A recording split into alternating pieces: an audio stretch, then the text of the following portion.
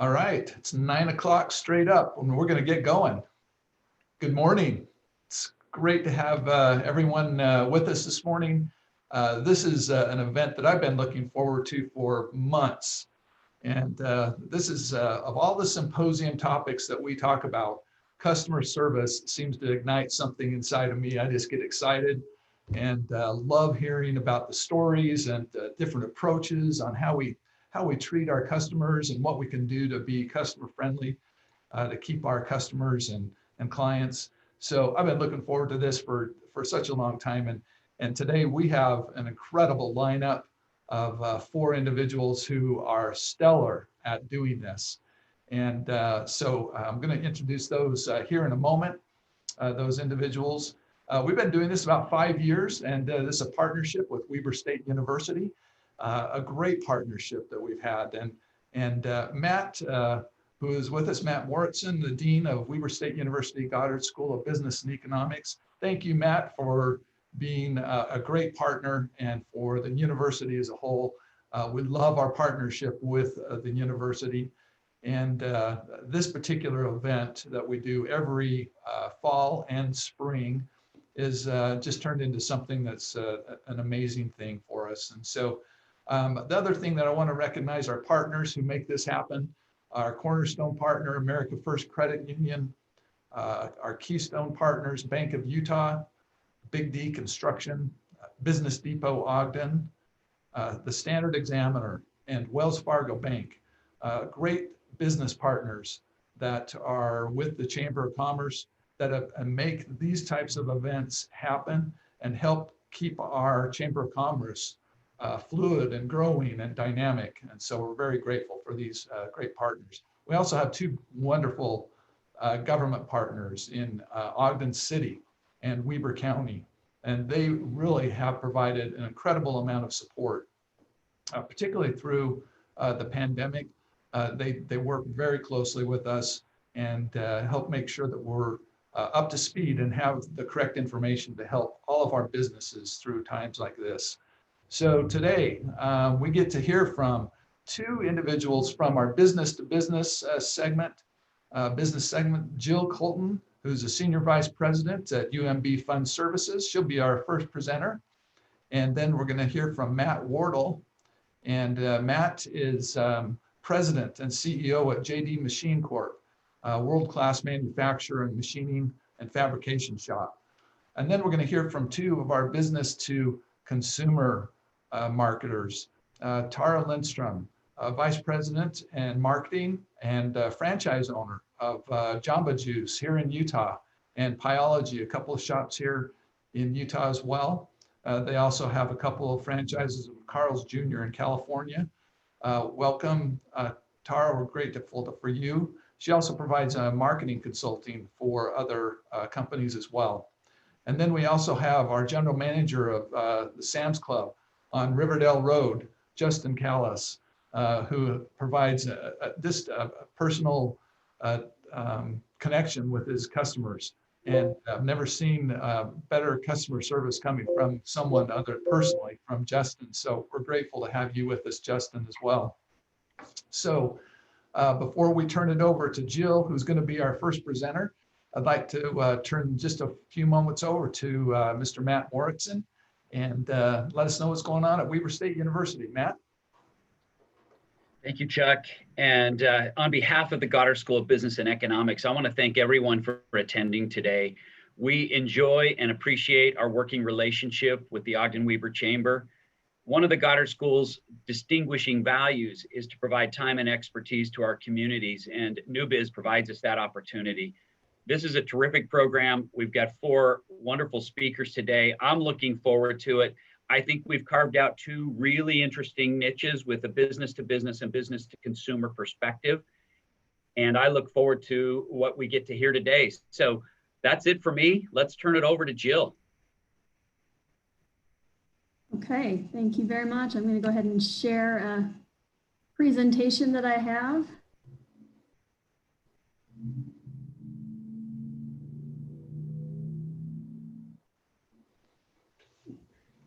Is it working? Yes, can see it, Okay. Jill. Well, thank you, to the, Weber State. Matt is the one that reached out to me and asked if I would participate in this event today. And I'm really excited and honored to be able to present. And, interesting times. Certainly haven't done many of these where you're sitting in your home or office or wherever it is where we're all kind of, trying to keep up with things. So, I have a very boring background behind me. I was commenting on everybody else looks a lot more interesting. And I guess this just goes along with my background, which is in accounting.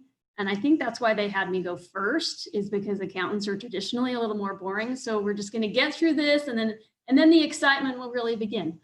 No, I'm kidding. I really hope, and I think that with my experience and background, I really hope that there are a few things that everyone will be able to learn from me, gather from my experience. So to start, I just want to do a brief introduction. I don't know how many people know what UMB Fund Services is or what we do. And quickly about me, I've been with UMB Fund Services for just over 20 years. Financial services industry is where we kind of reside. And UMB Fund Services is a hedge fund administrator, mutual fund administrator. So we do accounting and back office services for alternative investment products. And I have the privilege of overseeing an office that's based in Ogden, Utah, as well as one in Chatsworth, Pennsylvania. And then we have offices throughout the country in Milwaukee and Kansas City as well. And, really what we're known for, and what's, the first thing here is high touch client service. That's what we aim to do for our clients. We have about 140 clients that we service today. And these clients are based across the country, and they're all very unique and different. So we have to approach all of them in a unique and different way. We service about 1,700 funds. So we have about 180 associates that work on that. And real quick, just kind of show you where we're based. You can see downtown Ogden. That might look familiar for some people. But what I think is so important when I think about client service, and what I think UMB does so well, is to really have a mission, vision, and values, which I think if you can't define what your values are, what's important to you, your clients will have a hard time understanding what it is that you're doing for them. So at UMB, we have something that's called TUS, and TUS stands for the Unparalleled Customer Experience. Now, in our world, we don't like to call our clients, we call them clients, not customers, but UMB, we have a variety of lines of business. It is traditionally a bank, so they have customers. We like to call our customers clients. At UMB, the vision is really simple. It's to be recognized for the unparalleled client or customer experience. So I think that's one thing that's great. It really resonates across all associates, and there's 3,500. So I think it's so important for a company with however many associates or employees that you have, that they understand what your vision is and what is important to you, how you treat your customers, how you treat your clients. At UMB, the values are customers come first. It's all about integrity and trust, and showing that, we're here to do the right things. We're here to do the right things for our clients. And you have to do that through performance and strength. You have to have great associates who care about the work that they're doing. And then, the last value is diversity inclusion, which is really important. You need to have a diversity of thought, people, mindsets, whatever it might be, to really offer that, full service and really be able to connect and understand other people. And I forgot to mention too that I am a proud graduate of Weber State University. And I got my accounting degree there. And after I finished at Weber State, I worked at KPMG as an auditor. So for me, I understand coming into different clients and really not being liked at all. And yeah, I think for most people though, usually when you think about client service and coming in, you can kind of win people over. As an auditor, that's an uphill battle for sure. So one of the things that's really core to how we look at how we can provide the best service to our clients, and our clients are fund managers, people that manage a lot of money. They have million, sometimes $1 billion funds that they're managing, and they have their own clients that they're taking care of, their investors who are trusting them with their money. So for us, what's so important is that we're delivering great service and a great quality product. So we look at our employees first. We have to make sure we're taking care of our employees because they're the ones that are ultimately taking care of our clients. So we look at a few key things when we think about how can we make sure that our associates are going to do the right thing. And like I said, I oversee about 180 associates. So I can't be having one-on-one conversations with everyone every day. I need to make sure that the right tools are in place, the right procedures, the right, communication is happening. So when we think about employees, think about communication. How often are we communicating with our employees, letting them know, like what's happening, what's important, what are some things we need to be focusing on. I want employees to know that they can trust leadership. So, and I know that I understand the audience here. We have some CEOs, some presidents, it's probably a variety of things. So hopefully, everyone has kind of a different perspective, but could take away something from what we've implemented that can help. But trust, I think, is so important. I look at the associates that I work with, and I want to make sure that they know they can trust that I'm doing the right things, that I'm looking out for not just our clients, but also for them, for the overall success of our business. My boss has a philosophy he calls PSP, which stands for People, Service, Profitability. So his mindset is if we're taking care of people, then the people will take care of the service. And then ultimately that will drive the profitability and success of the organization. So some of the other things we really look at that are so important in our business is training. We work with, like I said, a lot of assets, a lot of money, a lot of things can go wrong. And in order to make sure that we're delivering the right service, we need to have proper training. And then for us to have technology tools in the hands of our associates to be able to do their jobs well, to be efficient. And right now it's extremely important given that, since March, we had to make the abrupt shift from working all together in offices to working from home. So the ability to have, to be able to remote into networks, to do their jobs, to have those things at their fingertips so that the work can continue. And thankfully, we have a disaster recovery plan, business continuity plan that really kicked in, and we were able to transition quickly to working from home. But we wouldn't have been able to do that without the technology that we have today. We're all continuing to doing these kind of things. Meetings are happening virtually. And, for us in the financial services industry, thankfully, work has been plugging away. Also with employees, we find that flexibility and giving them the option, it's really about getting the work done and do it really well. It's not about when you're at your desk. If we have a demographic of people that are early in their career and they want to be able to have the time to maybe go and see an activity of their children's or take care of parents, whatever it might be. So we really offer that flexibility and trust them, just like they trust us, to get the job done and do it well. And to do that, we don't have to worry about when necessarily they're working. And then last, I think what's so important is recognition, letting people know when they're doing a good job, making them feel valued, important.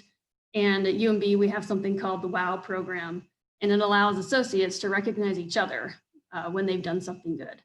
And it really helps, kind of promote and encourage that going above and beyond. When someone really does something amazing for a client or for a fellow coworker, they can have that recognition. And we do our best to make sure that gets out so everybody hears those things and can, I think it's really motivational and encourages the right behaviors.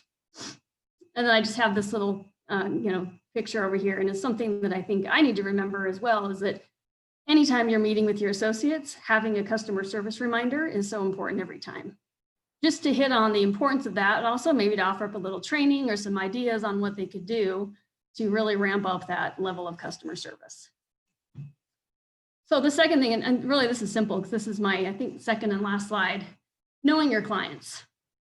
That is so important. And for us, it's extremely important. Our clients can be pretty demanding and expect a lot from us.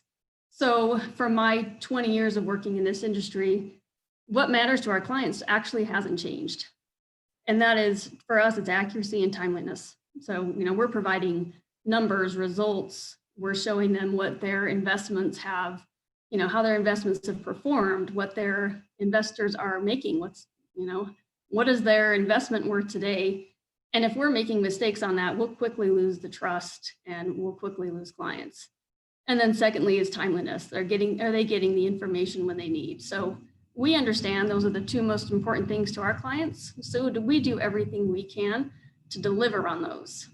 And then to kind of support that and help really get to know and strengthen those relationships with clients.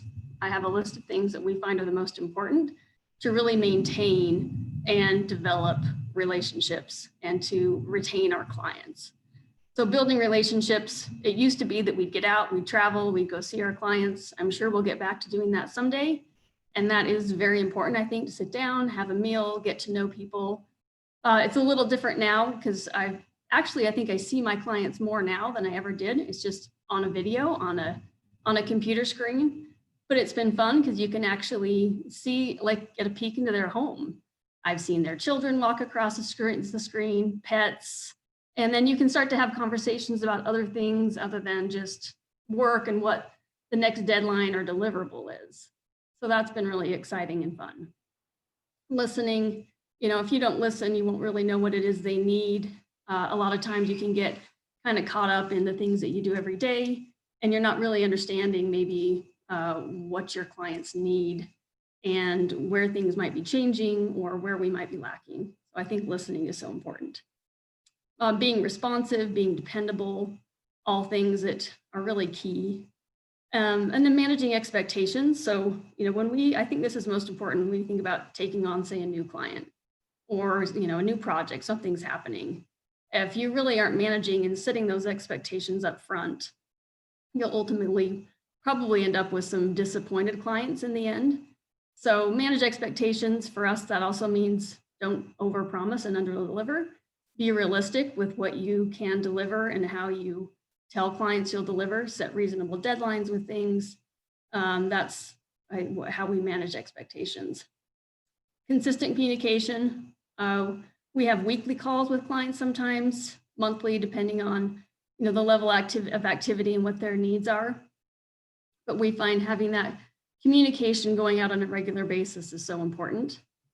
And taking ownership. This is a big one for me because, like I said, our clients really trust us with what's most important with their business, which is reporting on their underlying assets.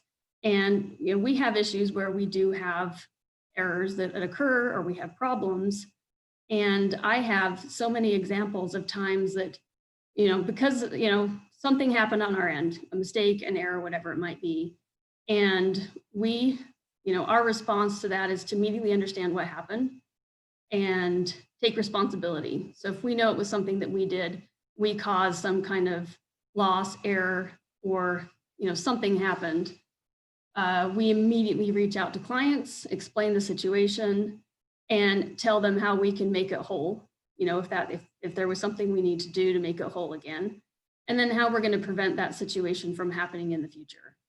And I've seen situations where clients are about ready to probably fire us, on the edge of firing us, to telling us, we trust you now more than ever because of how you handled that situation. So that's been really key. It makes me, you never want problems to happen, but inevitably they will. We're human, things will happen. So I think you can take those things and turn them around. And then for us, personalized service is so important. We work with a variety of fund managers who all want and need different things. So we found that being able to personalize the service we offer is really key. And, and being proactive for us, research, understand your industry, know what's changing, get involved with other, industry parties so that you can have a network and to be able to go and make changes and offer new services and products that maybe you didn't have 5 years ago that you can see now as things are changing, whether that be from, like, for us, it's regulatory changes happen, and then all of a sudden our clients need additional support. How can we deliver on those needs? So yeah, just to kind of wrap up, I think that we have a few things that we do specifically that I thought I'd share, and that's measuring satisfaction. So we do annual surveys every year to measure and kind of benchmark and make sure that we're not dropping off on service levels or am I doing okay on time? Just want to make sure I'm Yep, about up with the time. You're good. not done. Okay. So, even this year, we still conducted a survey. We're waiting to see the responses. I'm going to be very curious to see if, because this year has been so unusual, if we'll get different kind of feedback. And we ask specific questions so we can get ratings. And then we also leave it open so that we can just get comments and feedback from clients. We've implemented a policy or, at UMB where responding quickly, like I've said, our clients can be anxious and they're dealing with a lot of money and they don't want to wait for answers. So we have a 24-hour turnaround time on responding to clients, whether it's a voicemail, email, and like I say here, it doesn't have to be an answer, but you at least have to let someone know, like, I got your question, I'm working on it. Maybe there's some estimation of when you'll be able to solve the problem or answer the question. But that's so important. I found that if you don't do this, you can get some really antsy clients and customers. And then providing regular updates. I think right now we've taken an approach that more communication is needed because things are kind of changing all the time. So we started doing monthly updates on things like office status. Where are people working? How are we responding to the pandemic? And we send out regular communications to our clients that way. And yeah, I think that based on, from what I've seen, the things that we're doing are really effective. We don't lose clients over service issues. But it is something that you really have to focus on and build into your daily, kind of daily actions, daily things. Everything you do needs to come back to people and how we're taking care of our clients. So with that, I'll close and see if there's any questions. Jill, I've got a question. I want to thank you. I'm going to defer my question to the breakout session. Okay. You said some things that have been intriguing to me, especially as a fellow accountant. So thank you for your remarks. I want to turn the time over to Matt now to represent JD Machine Company. And it's great to have the president and CEO of that company to share some remarks with us. Great, thank you, Matt. Hey, it's great to be here, Jill. I appreciate your presentation. That was incredible. I am especially happy to be here today. If I wasn't in this meeting, I'd have to be in a WebEx with the IRS who's doing a tax audit on us, first time in 40-year history. So we're going to let our CFO handle that, and I will just enjoy my time here today. And hopefully I have something to say that will be of benefit to you folks. I'm going to just share on my screen here. Hopefully this comes up okay. So just a brief history so that as I talk about customer service, there's a little bit of context. JD Machine was started in 1979 by my father, and his initials are J. Don, or his name is J. Don, and that's where the company name came from. We're located just off the Pleasant View, North Ogden exit on I-15. Technically we're in Pleasant View, and so we're definitely homegrown, kind of the American dream. As my father and my mother started, we were a mom and pop shop, literally, and they started and kept the business small, which was awesome. My dad started the company a little later in life, was able to build up a good retirement from the profits in the early days, as he absolutely needed to do. And then as I came on, I took over in 1992. I was a student at Weber State, starting out in manufacturing engineering technology, and then realized that I really needed to understand the business side of things if we were going to grow. So as I was in school, I finished up with a business administration degree, and realized that one customer was a little bit dangerous for us as a company. So hired a few of my friends, and we started to diversify. We're currently, we employ about 180 team members. We do about $44 million in sales. And I attribute that sales growth really to customer service and the culture that my father created, where taking care of the customer really is in our DNA. And what he showed with that one customer through his tenure in doing the hard part, which was getting the company started and up off the ground, it was a reciprocal relationship, and that customer we still do a lot of business with, but have added obviously a lot of other customers for diversification. You can see just as our history has gone forward, in 1980, which is roughly when things got started, to our last fiscal year, that growth has been not because of a very concerted marketing effort, although we try to do that and are trying to do better all the time, but it was primarily because our customers saw value and we would take care of them. We don't deal with a lot of businesses, a big customer base. We do a lot of volume with a small base, and I'll tell you a little bit about what we do. We're a CNC machining and fabrication company. We also do assemblies, and we don't have our own product per se. We're a sub-tier supplier to large manufacturers, companies like Boeing, Northrop Grumman. We do work in the medical space, some energy, obviously commercial aircraft and defense. So our customers will design a system, for example, big system like an airplane, and they will take those component parts. And because manufacturing of these component parts is really capital intensive and fussy, they like to utilize suppliers to build those discrete parts and assemblies, small assemblies, that they then can bring into their production floor, match it up with the other associated parts and build their systems. So that's really our world. This is a view of our shop floor. It's a very clean environment. There's a lot to be done. There's a lot of complexity because we have roughly 4,000 completely different parts that we're building at during any period of about 6-month period. Here's just kind of a view of some of the products. Most of what we build you can hold in your hand.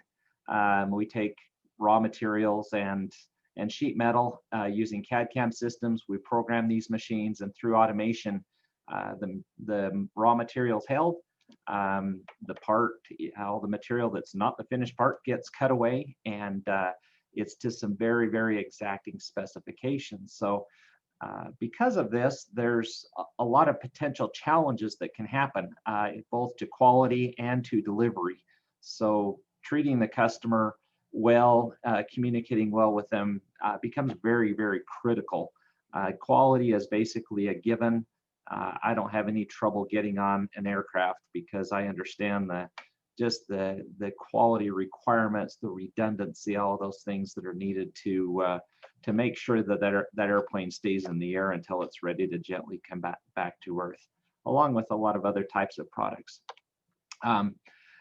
As I mentioned, I just have 2 slides. I'm not going to kill you with PowerPoint today, but really our customer service approach is a little hard to define because it's, as I mentioned, came through our culture and our DNA from my father. There wasn't a time when he would not respond to a customer's needs, and that really permeated our company through me and through our amazing sales staff. Still, at any time, we'll take a customer's question or concern. And these are just some of the things that we talk about, the 24/7 customer support. Like Jill mentioned, we make sure a customer hears back from us at least within 24 hours when they ask about something, whether it be, hey, I'm working on this, but really our process is, and as we've added some younger people to our internal customer support and project management, the expectation is customers are used to hearing from us. We don't go dark. We make sure that they hear from us. And that accessibility goes all through the company. There's folks, our customers all know that if needed, they can certainly reach out to me and get a response. But typically that's very rare just because of the amazing job that our folks do internally in customer support.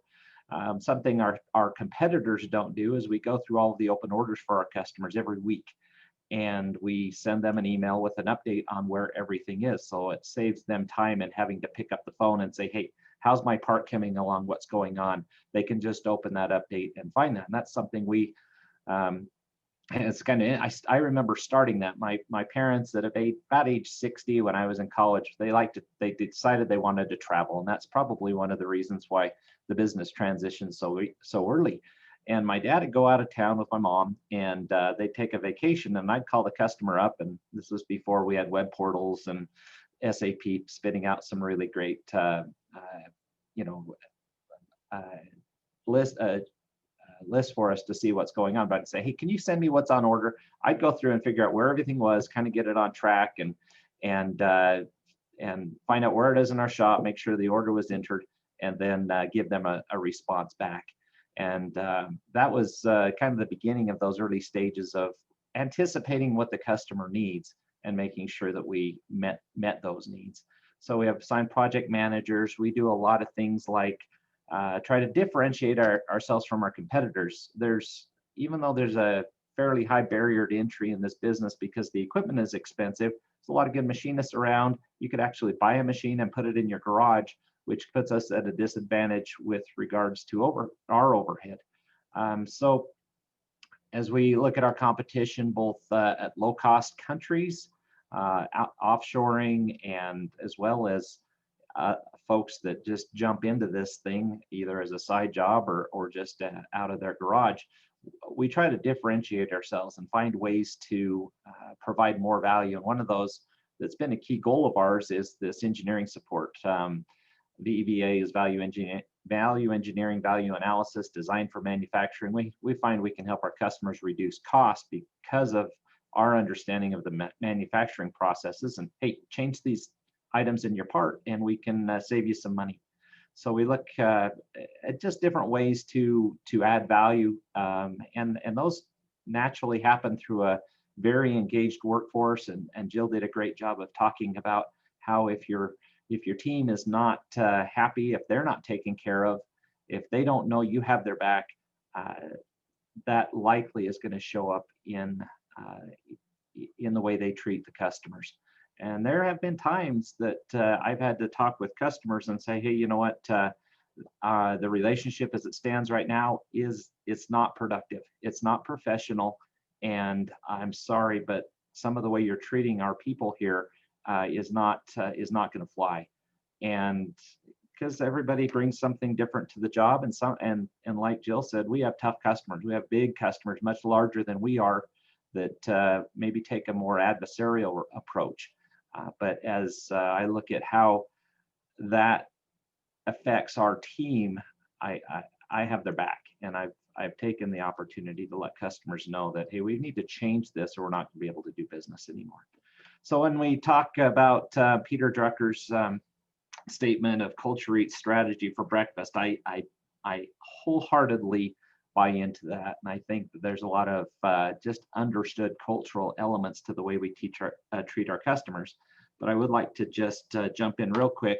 Lastly, through how we do strategy deployment. And a good friend of mine helped us set this process up.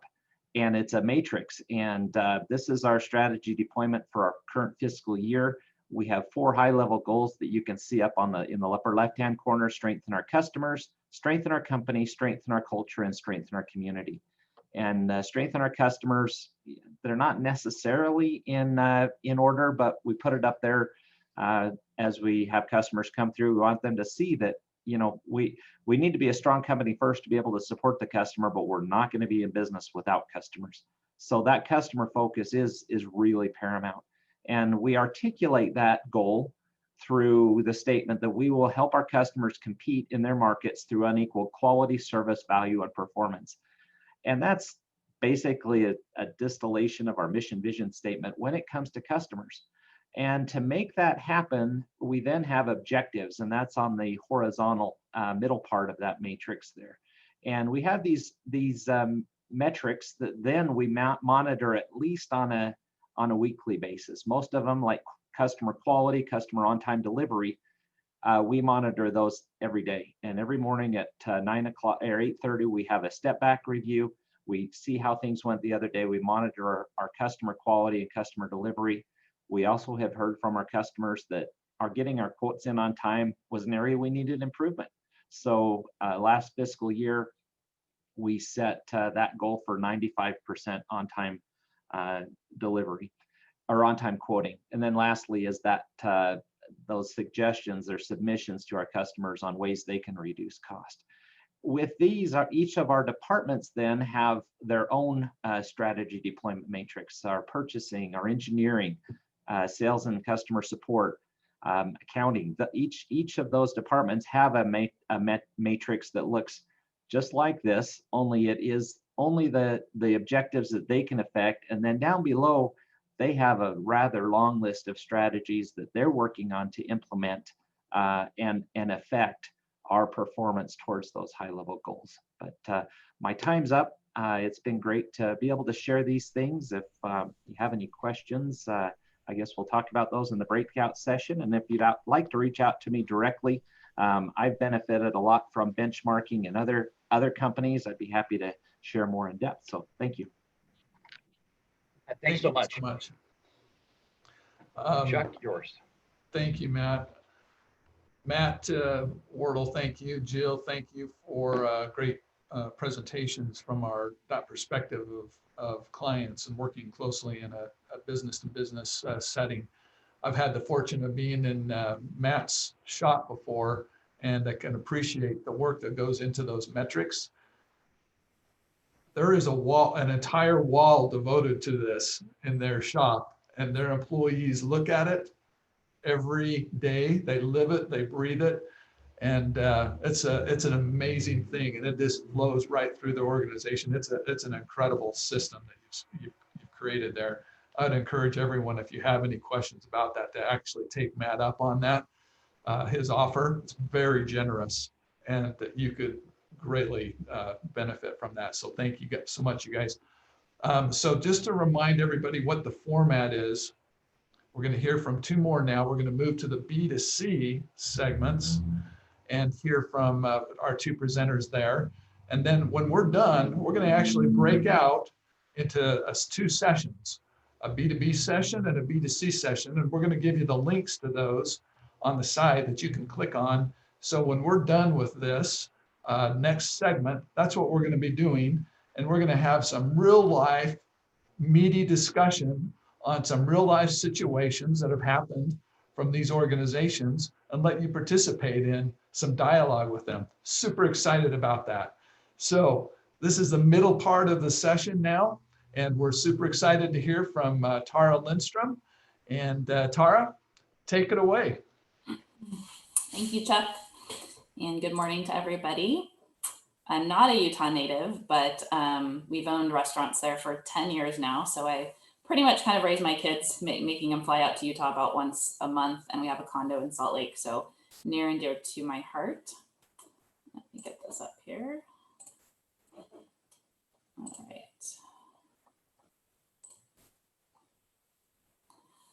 All right, so, and I think it's interesting that there's not that much difference between the B2C and the B2B, and so many things are just about taking care of your employees. So if you run restaurants and you want to talk restaurant customer service, I'm happy to do that.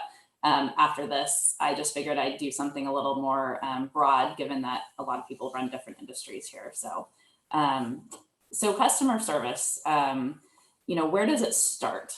And, according to the dictionary, it's the assistance and advice provided by a company to those who buy or use its products or services. So where, as a business owner, or as a manager, like, where does your customer service start? A lot of us kind of look at it as this: when someone walks in the door, we start giving them service. And that's how it has been for a long time. But what if they never walk in the door? What if they never got to that point where they're still on a customer journey? How many of our businesses have adapted to realize that the journey actually starts here online? Because that's where it does for a lot of people these days. Pretty much all of you probably have a website, and probably 90% of you allow people to buy on that. And that's a big shift over the last few years. I know it's one that we've gone through in the food industry and all the pains and processes of that. So given that people are starting their journey online, do you know why people choose to buy from you? And more importantly, do you know why they don't?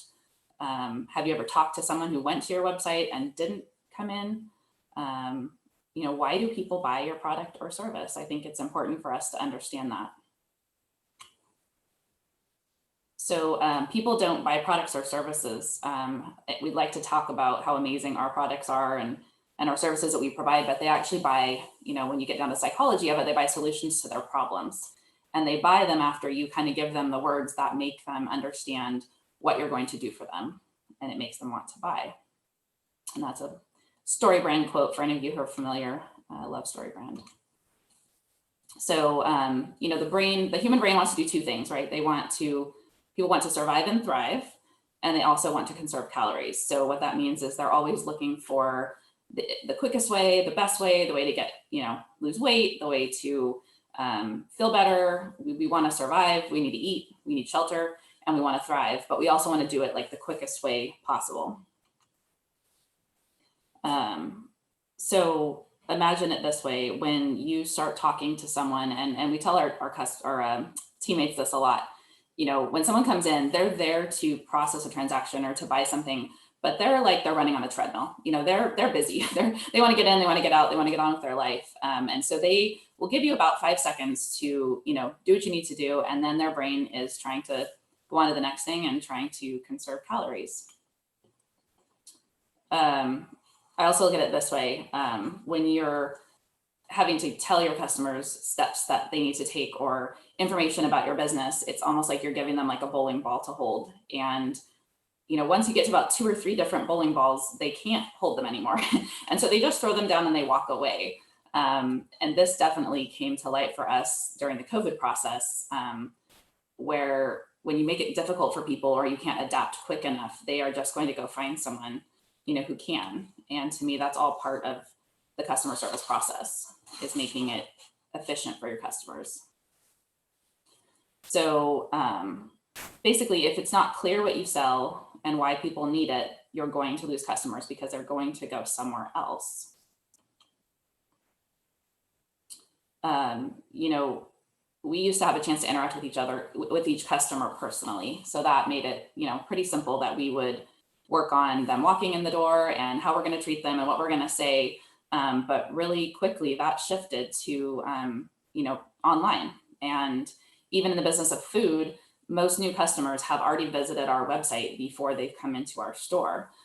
So that's why for me as a franchisee, it's very frustrating because I don't get to control that process myself, but many of you guys do. And so hopefully I can share some of our learnings and help you kind of process that for your customers better. So before COVID, but even more so since COVID, you know, your website is like your new front door. And so I see it as part of the customer service process all the way through getting them into the door if you do have a storefront. So we need to make sure that what we're putting out there online makes people want to come in, makes people want to do business with us.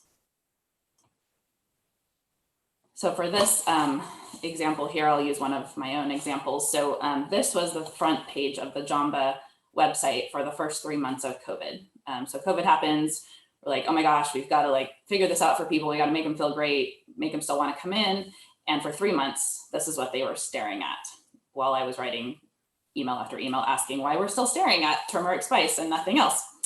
So 3 months later, we finally got some things up on the website. And as you can see here, you know, much more important that we're speaking to people, that they're going to go to the website and not just see this and go, okay, does anyone realize that there's, you know, a pandemic going on? But they're going to see here, you know, there's family packs. I want to be with my family. They're telling me I'm safe to go there. So we did finally get there. But again, not clear for the customer. And then this is our current on Pieology. So it's clicking unbelievable. I don't know what that means. And I think it just goes to show we throw some cute words up and we think we're going to talk to people and they're going to come to the website and be like, what are you talking about? So if I could control the Pieology website, which I can't, but it would look something more like this, you know, pizza, where everyone gets exactly what they want. Stop arguing over whether pineapple goes on pizza or not, and then tell them what to do, right? Choose your crust, topping, your last slice. Why? Because if someone's going to come to my website first and they're not familiar with my company, I need them to know right away what I do and why I do it different and why they should choose me.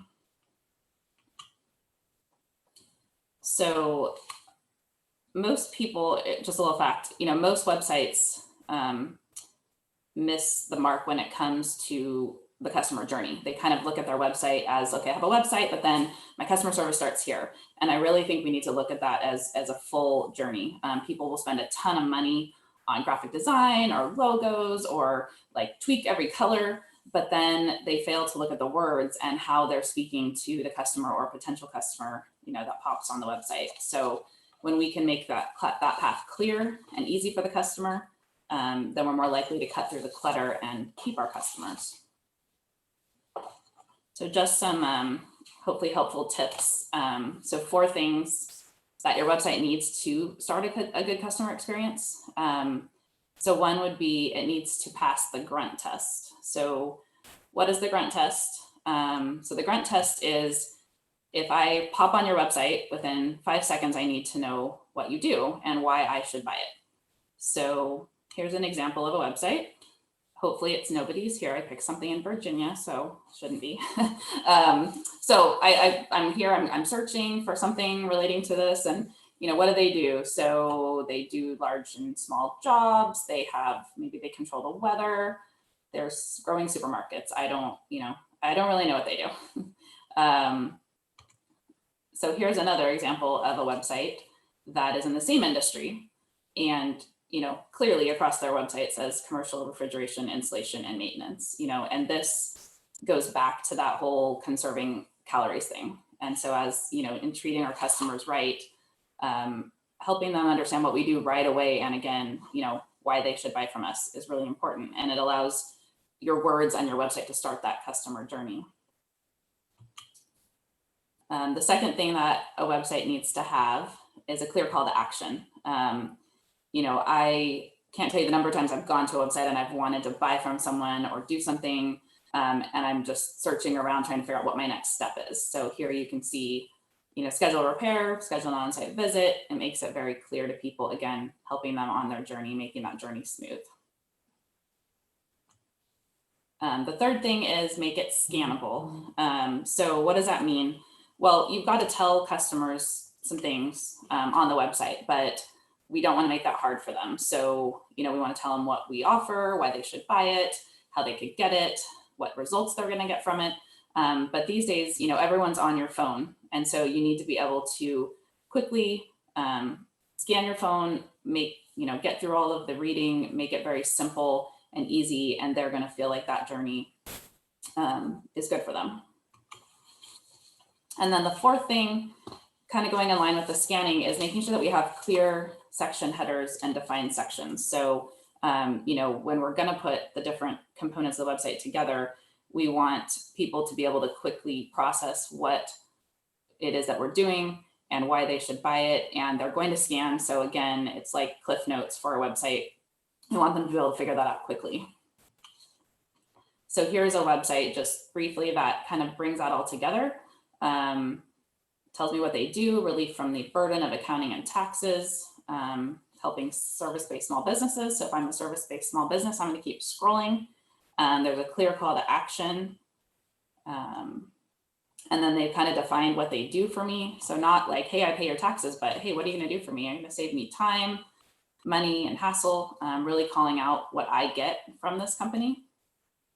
They're going to continue to talk, but again, talking to my pain points. I shouldn't have to be an expert in accounting and taxes to grow my business. Gosh darn it, I should not.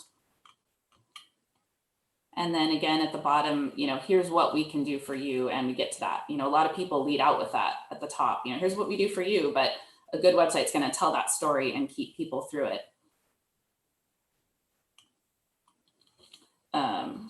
So back to kind of the first question, right? So you're kind of going, well, this is customer service. Well, where does the customer service start? Where does the journey start? And it starts at the very first interaction your customer has with your company. And so I think it's important for us to make sure that our customers don't feel like they're on a journey like this just to get to the end,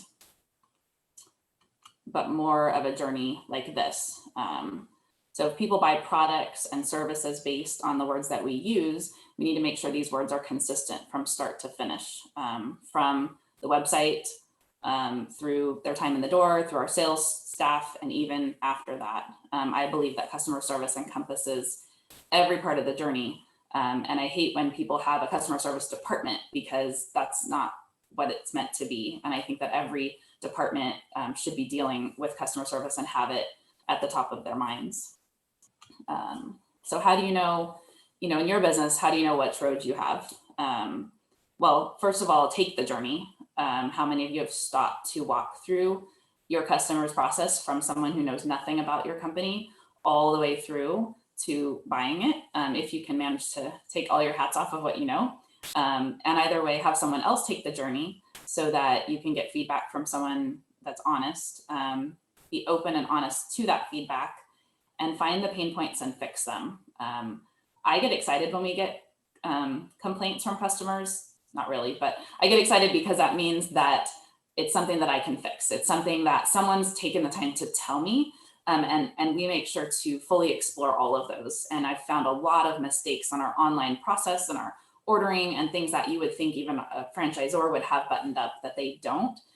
So every single complaint is seen and handled, not just by the restaurant managers, but all the way up to the top level, because one person telling you something is probably another 10 or 20 people that didn't tell you and might just not come back. So I think it's really important to find those pain points. In our industry, we have something called restaurant blind. And that is that when you live and breathe and work in a place every day, you just stop seeing certain things.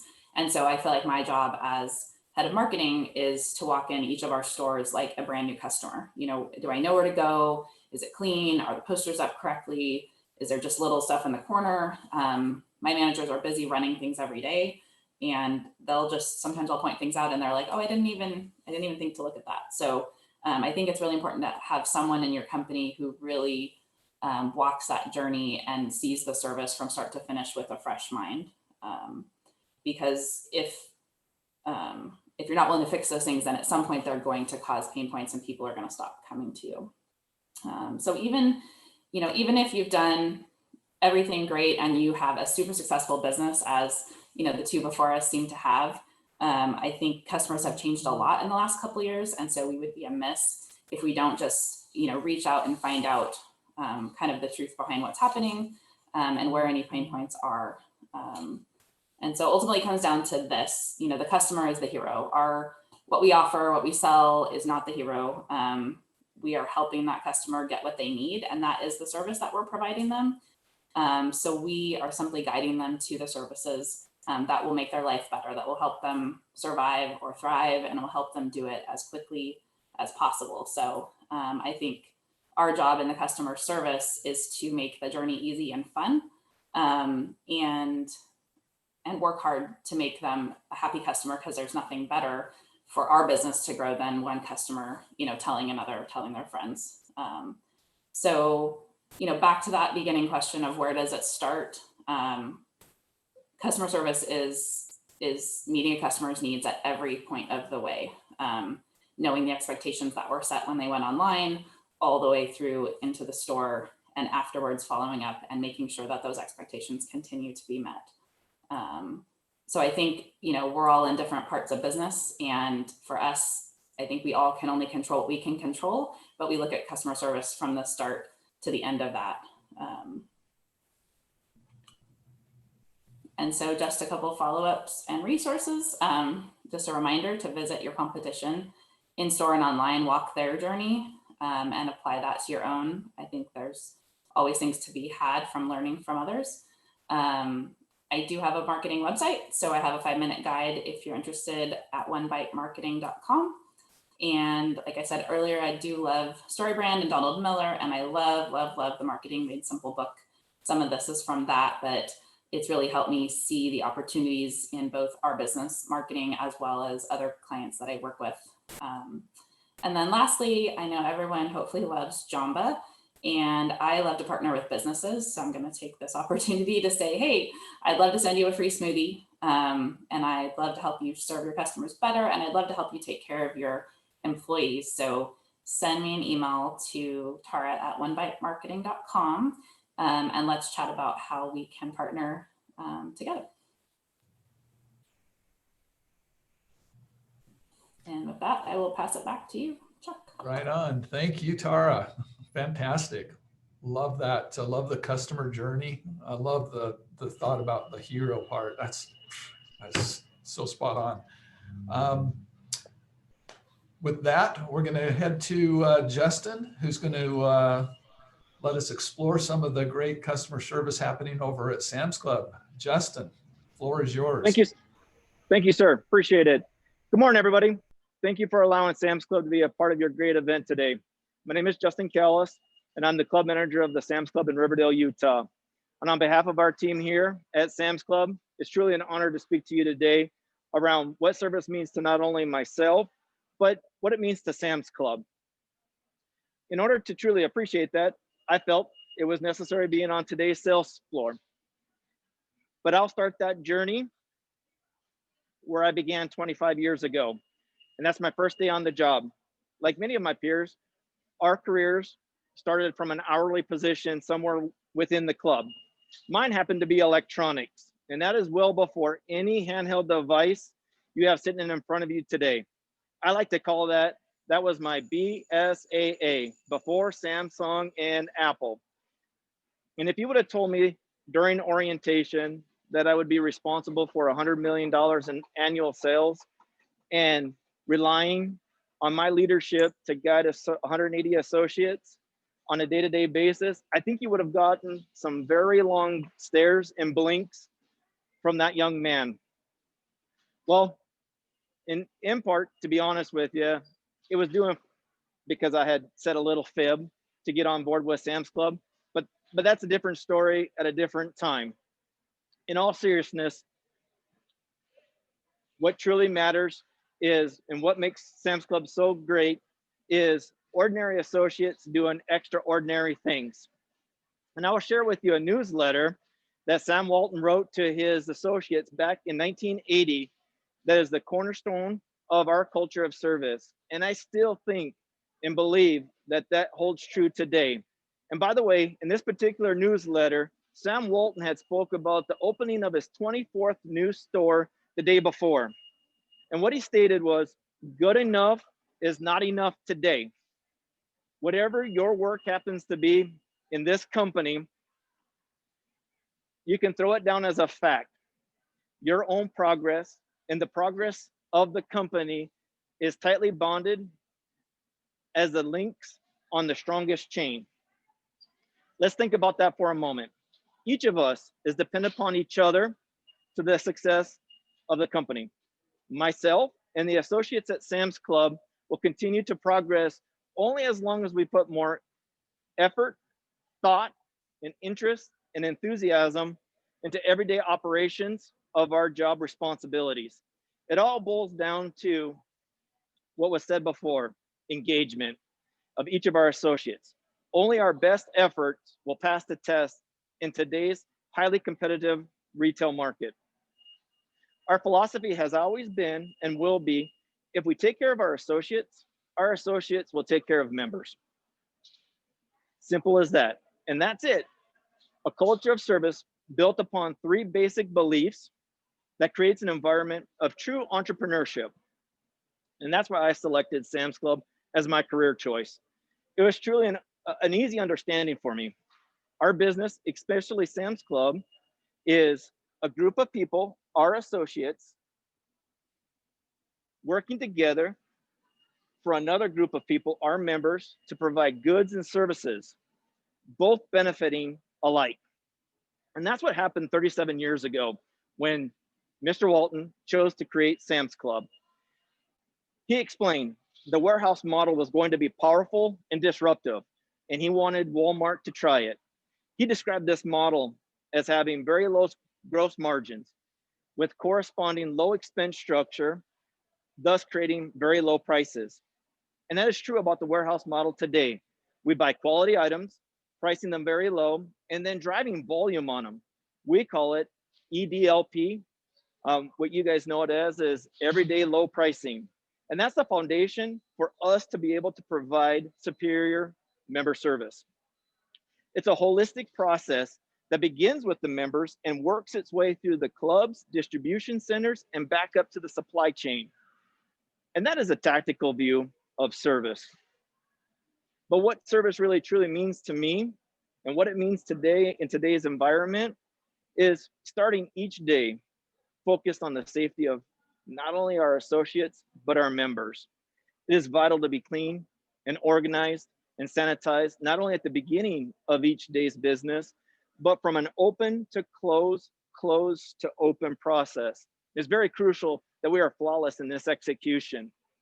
And through this pandemic, as you've heard before, we've been able to expedite initiatives that were on 2 to 3 year plans and put it on the forefront of service today. I like to speak about one, concierge. So mid-April, consumers didn't feel comfortable coming into facilities, retail establishments, and shop. And quickly, on a napkin, over the weekend, the entire fleet went to concierge. And what we did was we were taking members' orders from outside in the parking lot, coming in, doing their shopping for them, and then bringing the purchases to their vehicles at a contactless type of process. We did it the Sam's Club Walmart way. We refined it. And currently today, we're the first membership wholesale in the country to have what we call now present day curbside. And I'm telling you, if you haven't tried it, you have to. Our wait time is under 3 minutes from the time that a member pulls into a stall to the time that their order is received and you're well on your way. And it's not just about a number trying to achieve. It's about saving members time and giving them the security and trust that they need. And if you haven't, like I said, tried that benefit, please do. I recommend it. Here in Riverdale, we have a great group of engaged associates that are out there working in that area. Each one is engaged in the process. And since curbside, it has skyrocketed. And once you have an ability to pick at a club level digitally, your experiences change. It is the future of the retail ecosystem. It's a true omni-channel. And it's once again built on a foundation of trust for the member. And there are other programs inside the facility based around service.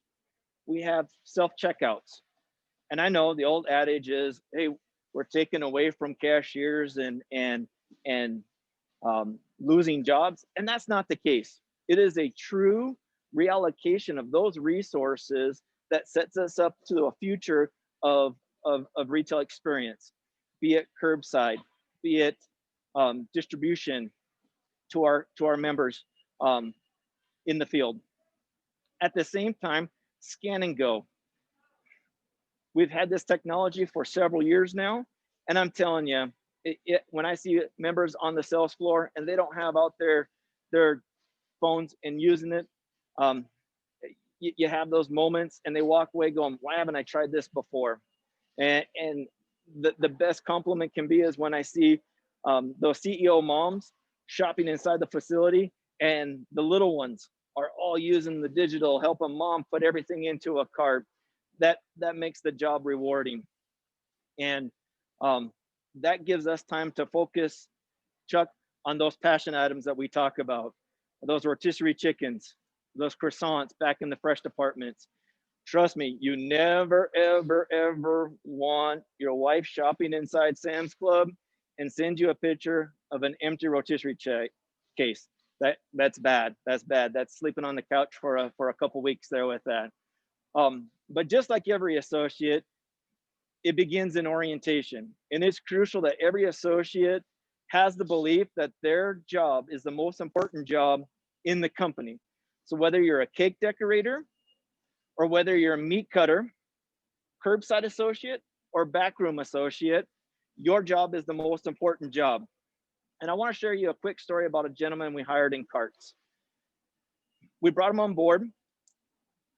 He orientated, went out into the field, and he was hustling and he was getting the job done. And I asked him, I said, how do you select what members to go and help out to their vehicles? And he goes, Justin, I look for the single parents that have a cart with the kids in the cart.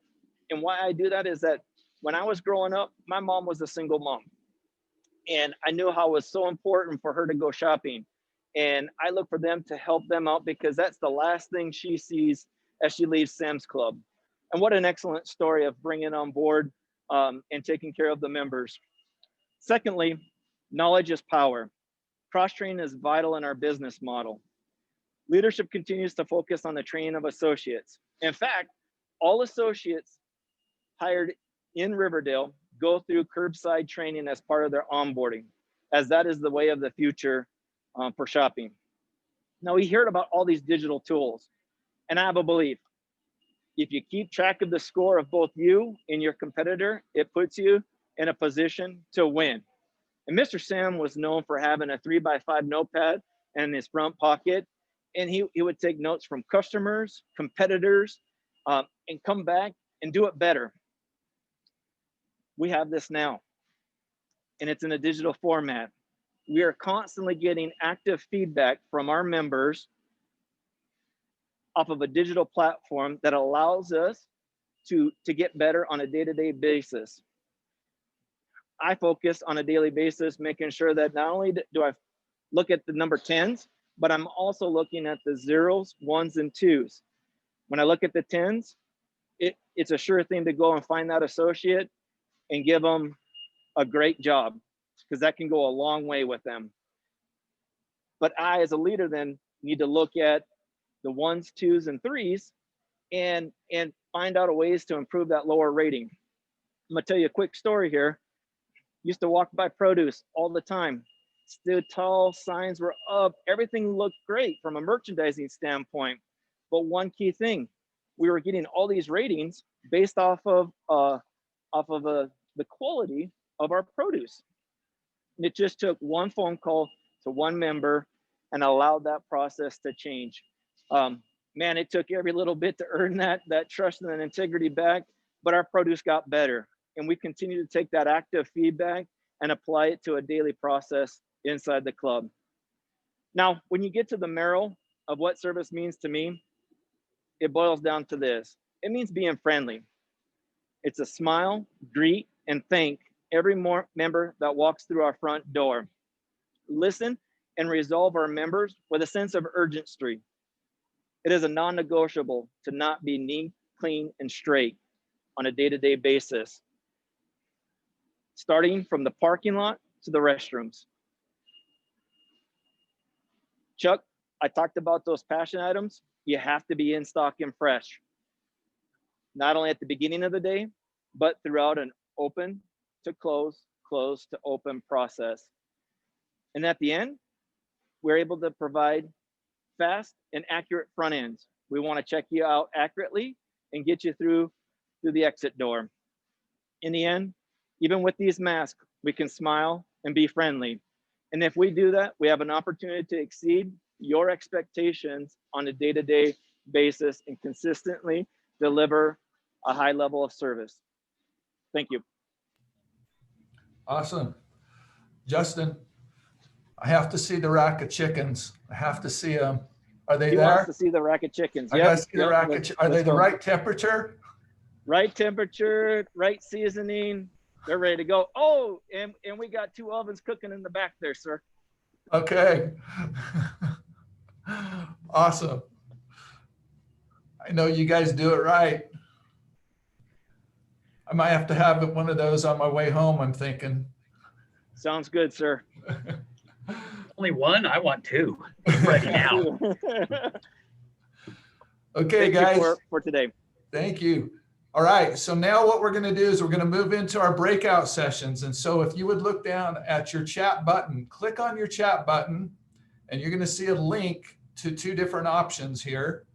And the options are, you can click on the B2B case study discussion, or you can click on the B2C case study discussion.